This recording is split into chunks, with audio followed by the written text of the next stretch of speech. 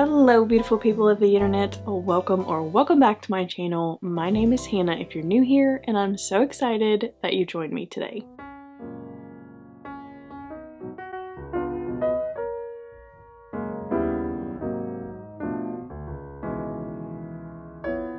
For today's video, we're going to be discussing my top 10 of 2025. 2025 was kind of a weird year for me, as a lot of you guys have noticed. I have not been as present on any kind of social media recently, and if you're interested in knowing a little bit more detail about that, I did mention a lot of things in my last vlog. Feel free to go watch that if you're curious, but I'm hoping to slowly work my way back into the social media space, but in a more healthy way and not feel all of the pressure. It was also a really weird year for reading because I was doing so well until I went back to school.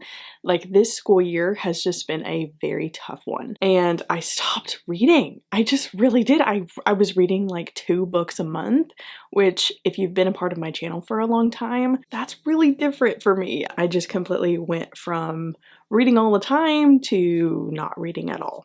So I just kind of lost my spark there for a minute for books, for reading, for YouTube, for all the things, but I'm slowly and surely making my way back into this space, and we'll see what goes from there. Now, in years past, I have done like top 24 of 24, top 23 of 23. I'm not doing that this year.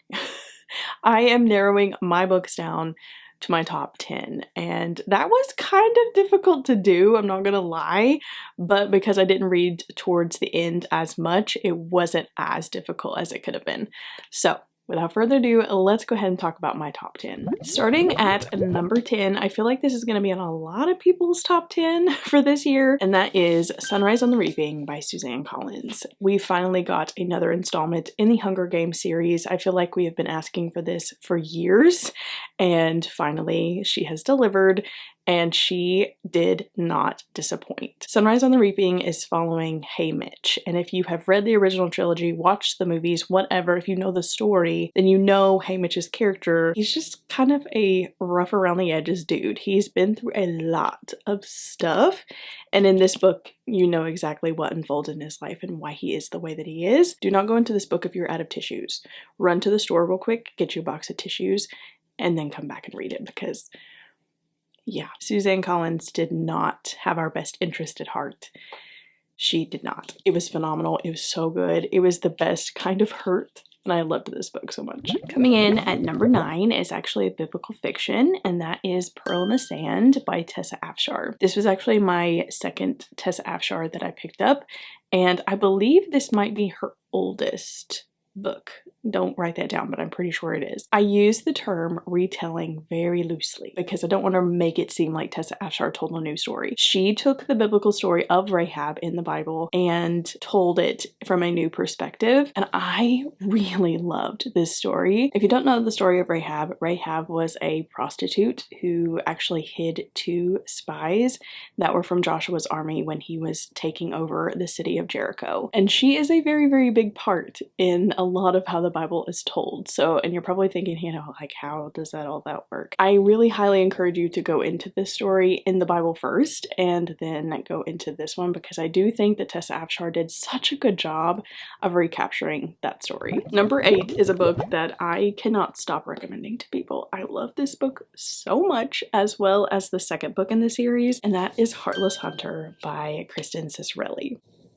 Guys, I love this book. I love this book. I love this book so much. This is a romantasy novel that follows our main character, Rune, and Rune is a witch. And I will say, as soon as I say that, a lot of people tend to turn off of this book, because I get it, witchy books can be dark, but I promise you, in my opinion, it did not cross any lines for me. And it also follows our main character, Gideon, who is a witch hunter. It's a cat-mouse duo, witch and a witch hunter. The banter is so good, the tension is so good. I love it so much. Number 7 is a book that completely blew it out of the water for me in the most surprising way, because I really did not expect a lot going into this book. And when you see it, you're probably like, Hannah, that's just another cut and dry thriller. Just trust me, okay? Trust me. The Block Party by Jamie Day. I had never read anything by Jamie Day before when I picked this up. And again, I was just expecting a general thriller. I do probably need to give you some context though. I love rich people drama. So if you are like me and like rich people drama, you're gonna really love this one. The block party takes place at an annual block party in a cul-de-sac in a very fancy schmancy neighborhood, and everybody knows everybody's secrets, everybody's in everybody's business, and then a murder takes place. And again, you're probably thinking like, Hannah, that's just like any other thriller. But you are getting multiple perspectives in here, and one of the perspectives is one of the teenage daughters. It's so good, it's so juicy, and you're gonna wanna eat it with a fork and a knife. Number 6 is a romance that took me by complete surprise, and that is The 7-Year Slip by Ashley Poston. I know, I am completely late to this game. I feel like everybody and their brother has already read this one, except for me. When I say I read it, honey, I read it. This book is following our main character, Clementine West, and Clementine has just sadly lost her aunt, and she inherits her aunt's apartment, and she goes to that apartment only to find a man sitting at the kitchen table already. And she's like, hey, dude, this is my apartment now. This was my aunt's apartment. She left it to me. What are you doing here? And he's like, this is my apartment. And then they figure out that he is from 7 years in the past. This is so good. The quotes in here, they were right on the money, and I loved this book. His nickname for her is Lemon, and he bakes lemon meringue pies. Just trust me, it's so good. This next book I can tell you nothing about because it's the 3rd book in a series. Why would I do that? Because it's just that good. And when I tell you what book it is and you've read the series, you're gonna understand completely why I put this book on here. And that is Wisteria by Adeline Grace. This is book 3 of the Belladonna series that Adeline Grace has written. The first book is Belladonna, the second book is Foxglove, and this is the 3rd book. And when I tell you I read this one, I also read this one. I'm gonna try to compose myself when I talk about this book. I can't tell you a lot about this book because a lot happens in the first 2 books that lead up to the events that happen in this book. However, what I can tell you is that this book follows a completely different character than Belladonna and Foxglove. I love those books. I think you should read those with my entire heart. I love them so much. But this one was so different in its own unique way. It did something different, and it did have a different tone than the first 2 books. I highly recommend this one. Now, I will say, in the very beginning, I was kind of iffy about it because I was not looking forward to going into a new character's perspective. Again, the quote. I am a sucker for a good quote, guys. And the quotes in here, and the quotes in the entire series, but the quotes in here, and this one does come with an extremely surprising twist that I did not see coming. I highly recommend this one as well as the whole series. Coming in at number 4 was actually one of the first books I read in 2025, and it also knocked me off my chair, and that is These Silent Woods by Kimmy Cunningham Grant. And again, when you hear the synopsis of this book, you may just think that it's a general thriller, nothing new, nothing surprising, but I promise you this is much more than just the average book. This book is following our main character Cooper and his daughter Finch. And Cooper has been living in isolation in these mountains with his daughter for a really, really long time. And as the reader, you're not 100% sure why he's having to live in this isolation, but he is constantly hinting toward the fact that they have to live in secret.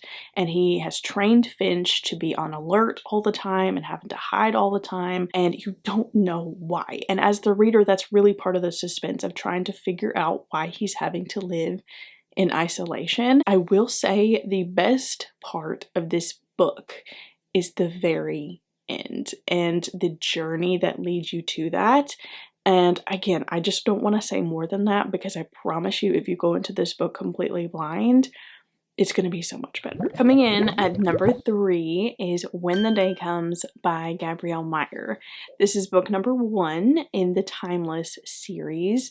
And again, this is another book that just completely took me by surprise. This came at a very perfect time in my life. And I will say, when I finished this book, I was uncontrollably sobbing. If you don't know anything about this entire series as a whole, it is basically where the main character is a time crosser which means that they live two different lives in two different timelines. So in this one in particular, our main character time hops from 1774 colonial Williamsburg all the way to 1914 New York. And so those are vastly different, obviously. And in each timeline, you get to see Libby live out her life with the different people in it and different scenarios in it. And it just goes so much deeper than you think it would. And it's so good. And there were so many beautiful faith elements weaved in through this. And I just loved it. It really came at a perfect time in my life. And I highly recommend this series as a whole. I'm currently on book 3. I have a feeling that the rest of the series is not going to disappoint either. Okay, I had to get comfortable to talk about my last 2 books because just buckle up, honey, because we're going to talk.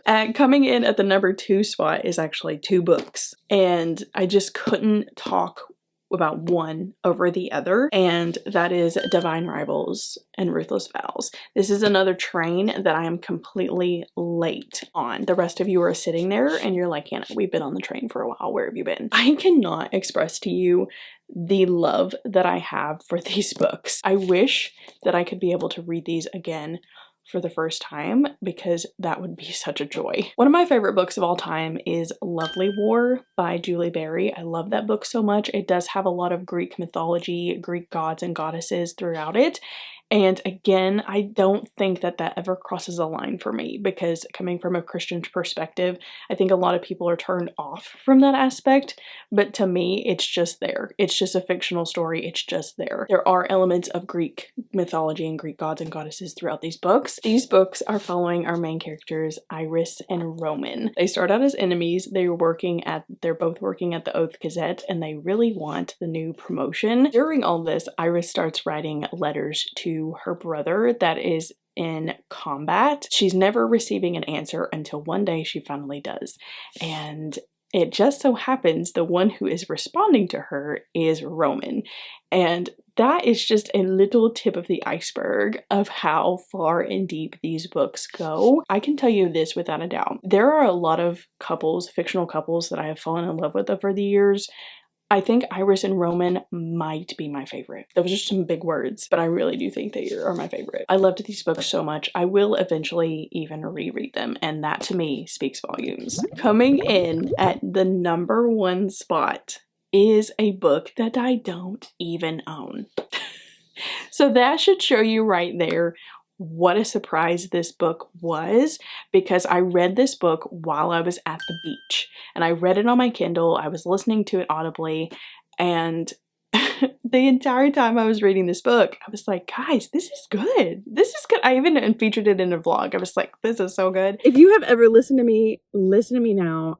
That is such a good book, and I think you should read it right now. Like, stop what you're reading and read that book right now. And then the special edition came out of the book, and I never got around to buying it. And so, thus, I still don't own a copy of this book. But I really want to buy a special edition copy of it, and I just cannot find any anywhere. Long story short, my number 1 spot is Shield of Sparrows by Devony Perry. I love and adore this book with my entire heart. Shield of Sparrows follows our main character Odessa, and Odessa is basically forced into this marriage of this prince.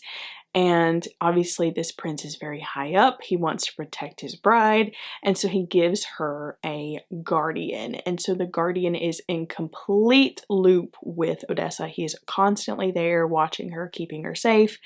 And during that, some things happen. Things go down. I am not going to tell you a thing anymore about this book because I do think that this was even more rich when I went in knowing very little. I will say that there is a lot of different twists in this book. This is one of the few books that in my lifetime I can remember audibly gasping.